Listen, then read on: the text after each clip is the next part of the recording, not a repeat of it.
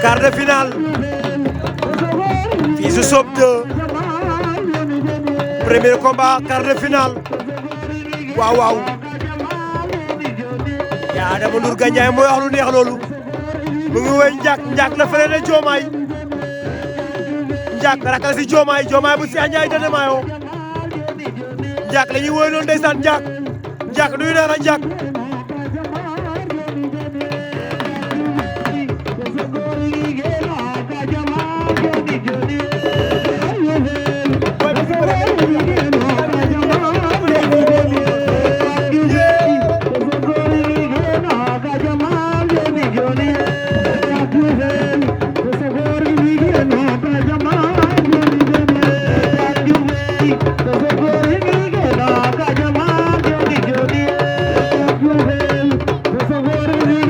deuxième combat quart de finale bay daw na le say war na ko nombo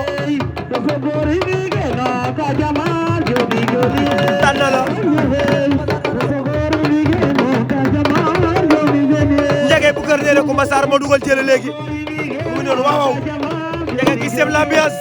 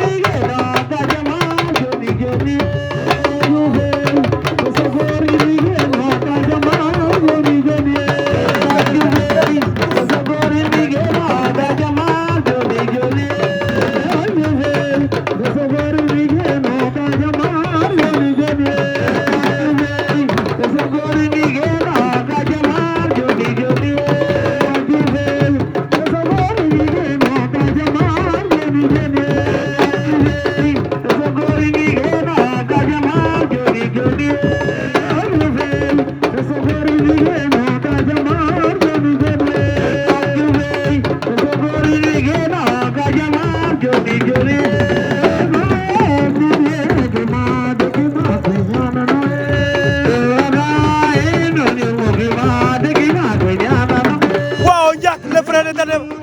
de Diomaye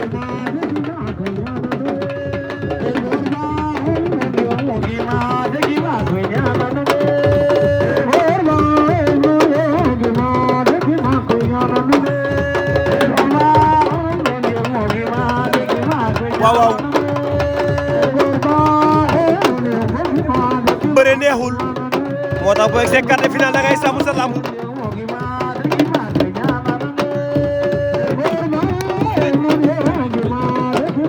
quart de finale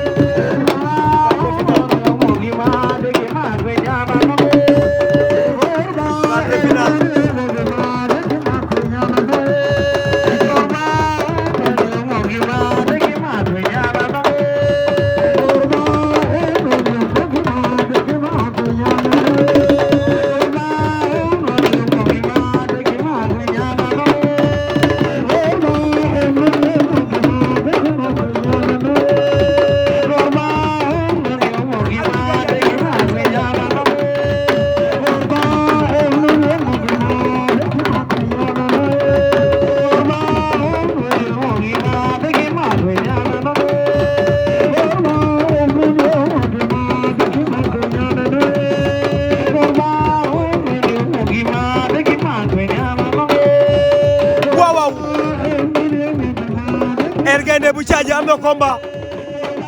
quart de finale mooy bëre troisième combat quart de finale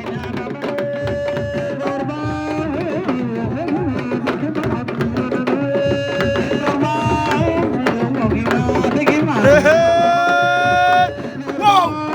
kenn wala déedéet combat Djiné ay bi combat Djiné boy ñoo mën a bëre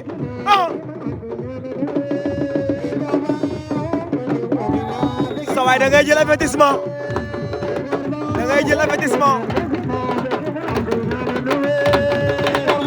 waaw waaw da ngay jël avertissement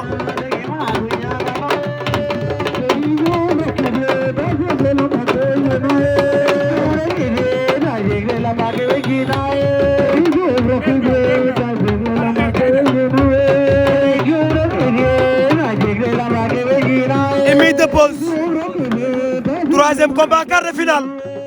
fii si Sob 2 wala Sob Sasem wala Sob bu Cheikh Ndiaye Dane Mayo wala Sob bu Diomaye bu Cheikh Ndiaye Dane Mayo diggante Er Gaynde bu Sadio ak Mbel Meew bu Beele waaw yaat Adama Ndour Gandiaye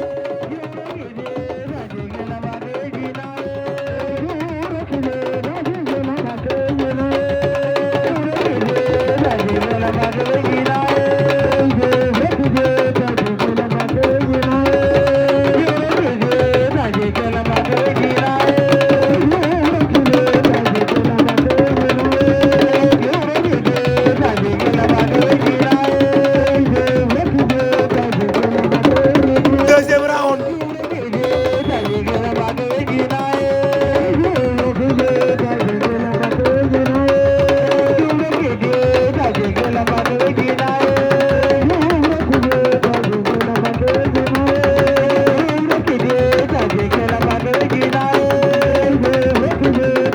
Er Gaynde ak Mbel Meew hey katam bi Er Gaynde waaw booy bi daa mën a bëre doomu Sadio bi Er Gaynde bu Sadio vite fait bien fait dugal na jël daana Mbel Meew bu Beele